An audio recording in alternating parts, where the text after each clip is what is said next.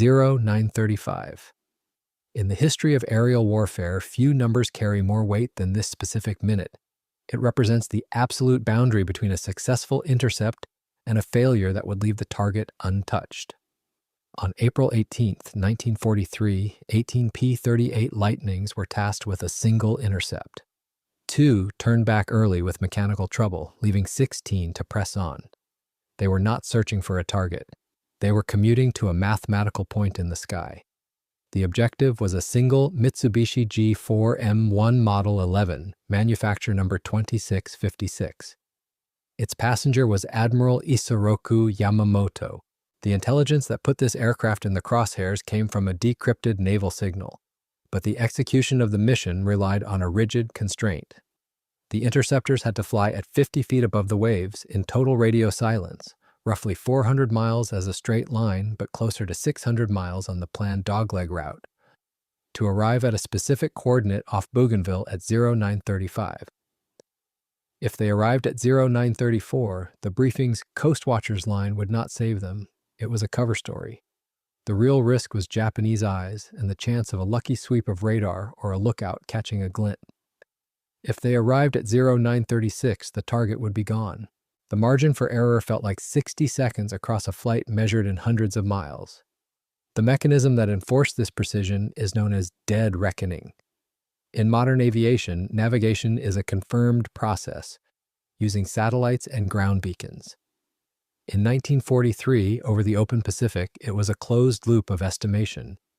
The pilot measures his airspeed and his compass heading. He calculates the time elapsed. By multiplying speed by time, he derives distance. However, this equation assumes a static environment. The air mass itself is moving. Wind drift pushes the aircraft off the planned line. Without visual landmarks or radio updates, a pilot cannot feel this drift. He must calculate the wind speed and direction before takeoff, apply a correction angle to the compass heading, and trust the math. Major John Mitchell flew this vector for 2 hours. He did not break radio silence. He did not rise to verify his position. He trusted the calculation. As the men at hand closed on 0935, the formation held low and silent until the air ahead turned alive. A shape resolved against the haze. The bomber, exactly where the vector said it would be.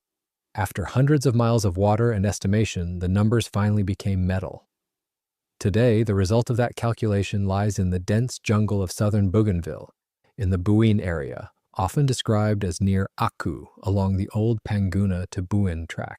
The site is not a single impact crater, but a scattered debris field obscured by 80 years of canopy growth.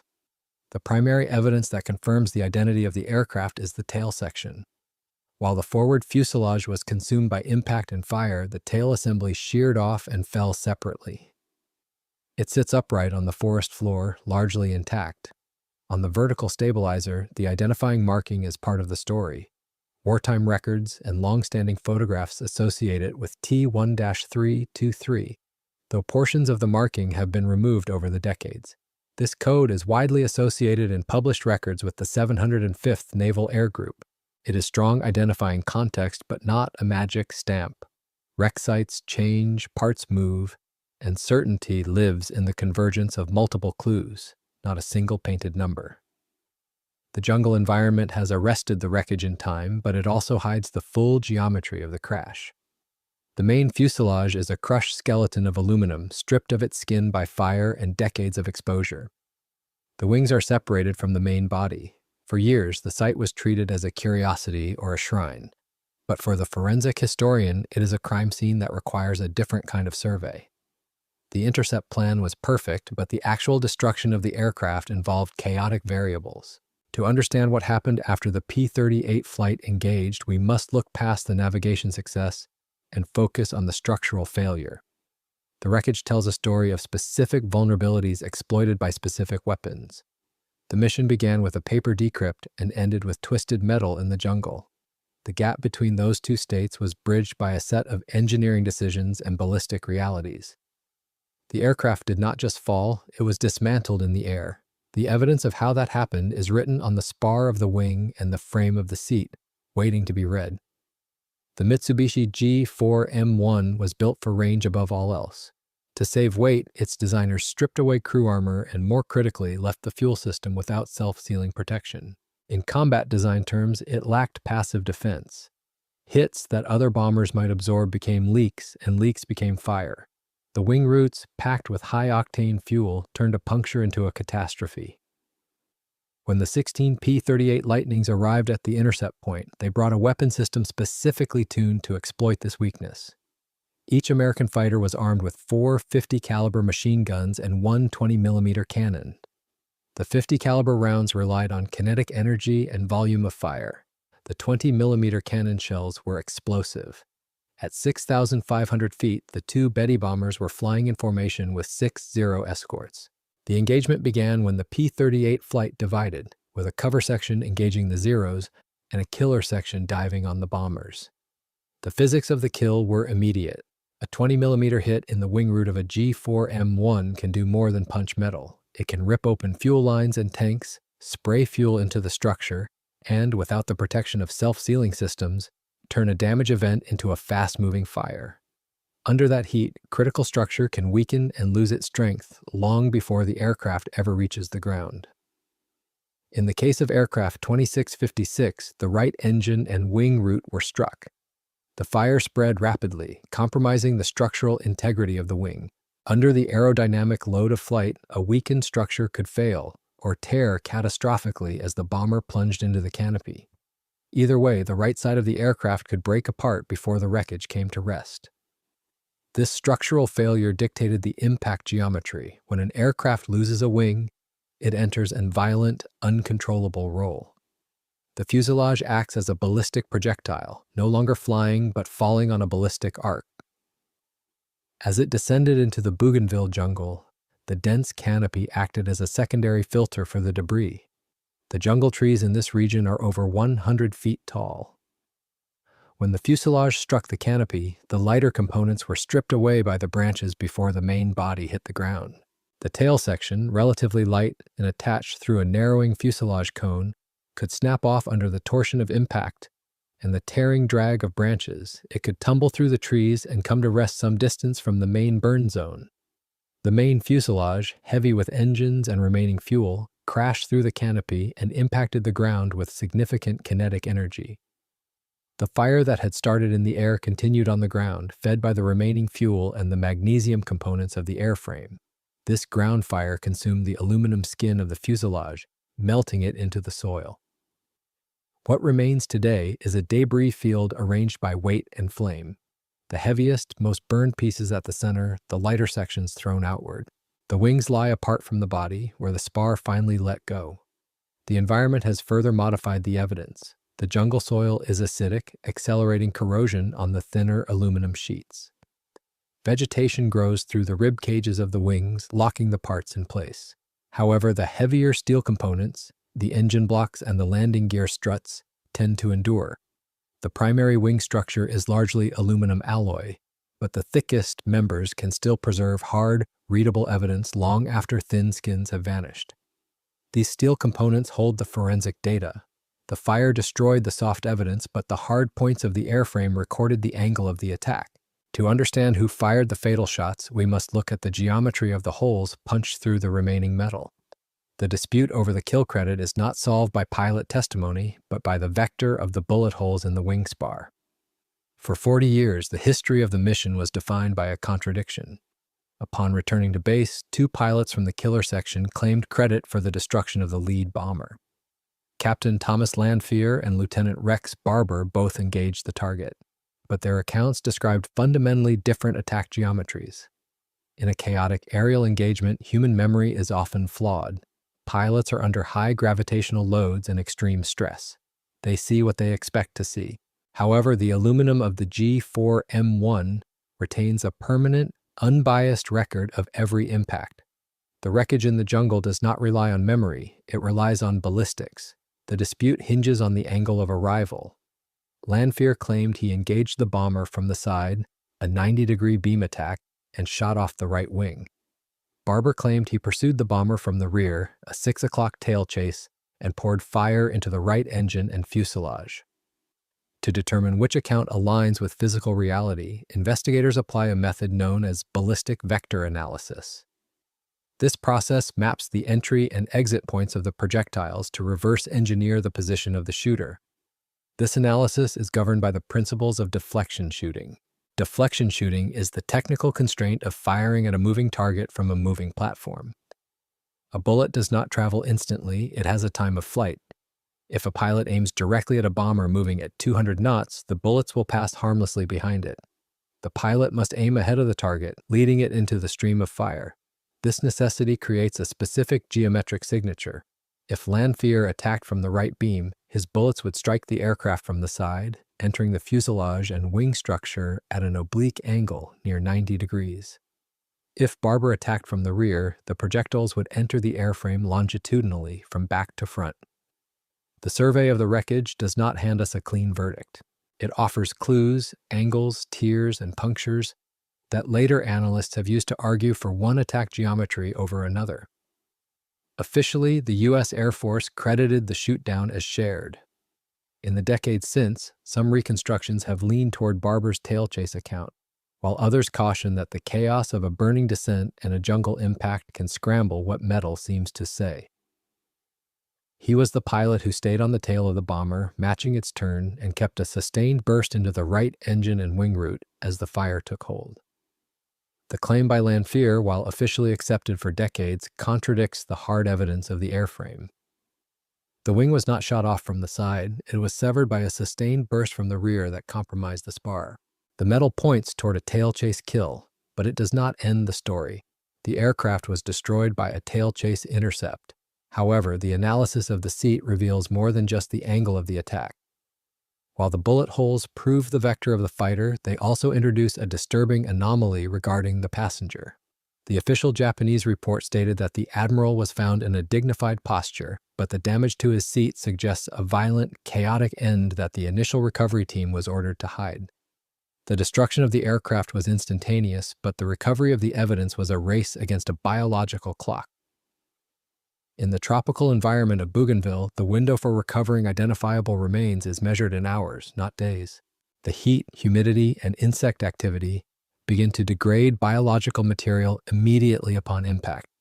On April 19, 1943, a Japanese search party led by Lieutenant Hamasuna located the crash site. They faced a severe logistical constraint. The wreckage was deep in the jungle, miles from the nearest outpost. To retrieve the admiral and his staff, the team had to cut a trail through dense vegetation, moving uphill in extreme heat. They arrived at the site less than 24 hours after the crash. The report filed by Lieutenant Hamasuna became a foundational document of the event. It stated that the admiral was found outside the wreckage, still strapped into his seat, grasping the hilt of his sword. His head was bowed as if in deep thought.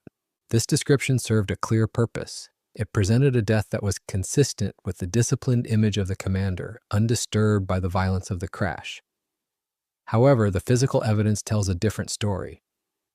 The recovery team removed the bodies, transporting them on stretchers back to the coast for cremation. But they also removed a key piece of the aircraft structure, the commander's seat.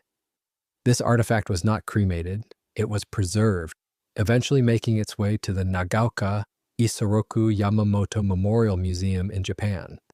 To treat the commander's seat as evidence, we have to ask where it has been and who held it, its provenance. The record appears traceable through recoveries and museum transfers, but it is not a modern courtroom chain of custody. That limits what the seat can prove, not what it can suggest, and it demands that we separate the documented from the inferred before we read the holes in its steel back. The seat contradicts the official narrative of a peaceful end. The steel back of the chair is punctured by bullet holes. These are not random fragments, they are exit holes from high-velocity projectiles that entered from the rear.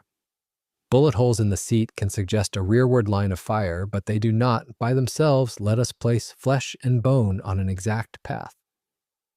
What is better documented is the post-recovery medical finding. Yamamoto was struck by gunfire, with wounds reported to the jaw and the shoulder, and was assessed as having died before the aircraft hit the ground. The crash still imposed brutal deceleration. The seat mounts show stress consistent with extreme forward force. It is highly improbable that a human body would remain perfectly seated, upright, and composed after such a kinetic event. In a burning descent and a violent impact, bodies can shift, slump, or be displaced by forces that care nothing for ceremony. The discrepancy between the pristine description in the official report and the battered condition of the seat indicates a post-crash decision. The search party, upon finding the body, likely arranged the scene to align with the requirements of military protocol and morale. They created a tableau of dignity out of a chaotic debris field. The removal of the bodies closed the operational phase of the recovery. The remains were returned to Japan. The seat was placed in a museum. But the rest of aircraft 2656, the wings, the engines, and the tail section, was left behind. The decision to abandon the main wreckage created a new dynamic. The site transitioned from an active recovery zone to a passive historical monument, subject to the slow violence of the jungle. The decision to recover a historical aircraft is usually driven by a simple calculation. If the value of the artifact exceeds the cost of the extraction, the recovery proceeds. However, the wreckage of aircraft 2656 presents a logistical paradox. To save the airframe, one must destroy the context that makes it significant. For decades, the site has remained static. The main fuselage is crushed into the terrain. The tail section stands upright, 20 meters away from the burn zone. This specific arrangement of debris is not just a collection of parts, it is the physical footprint of the event.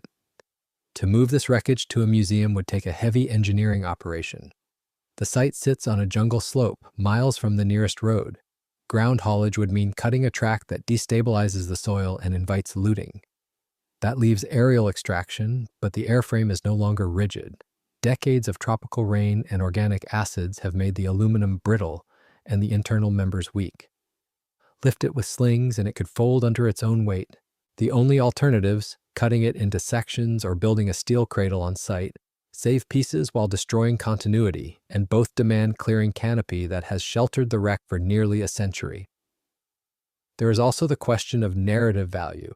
In a climate-controlled hangar, the tail of a Betty bomber is just a painted piece of industrial metal. In the jungle, standing among the vines where it fell in 1943, it is a timestamp.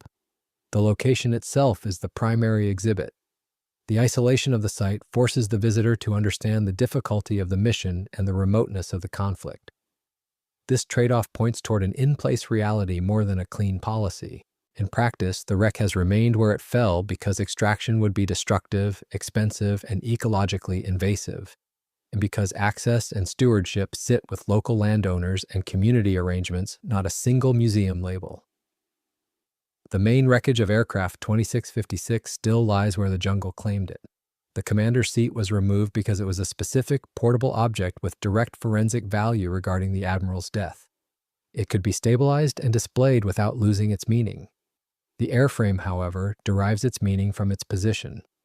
By leaving the wreckage in the jungle, the stakeholders accepted a calculated loss.